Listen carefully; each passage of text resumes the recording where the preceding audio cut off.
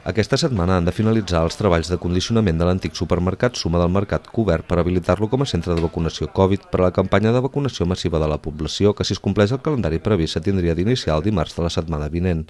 Per poder donar-li aquest ús, el consistori ha fet diverses actuacions de millora i condicionament de l'espai que portava molts anys tancat. I el que hem fet nosaltres és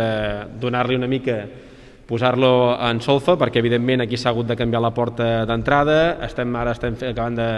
visualitzar tots els vidres perquè la gent tampoc no pugui veure mentre hi ha la gent aquí a l'interior. S'ha netejat tot l'espai i en els propers dies acabarem de ficar la connexió wifi, que també és el que necessita els sanitaris del nostre municipi per poder tirar endavant tot aquest projecte. Després d'estudiar diverses opcions com l'equipament de la SUF o la sala dels miralls del Teatre Municipal, on ja es va dur a terme la campanya de vacunació contra la grip, l'Ajuntament de Roses ha cregut més adient habilitar el local que ocupava l'antic supermercat Suma per dur a terme la vacunació massiva del conjunt de la població. El consistori pensa que és un lloc cèntric, proper al CAP i prou ampli per atendre el major nombre de persones possible cada dia.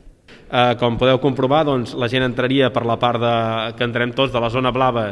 del mercat de pagament a l'estiu, entrarien aquí, se faria el servei de vacunació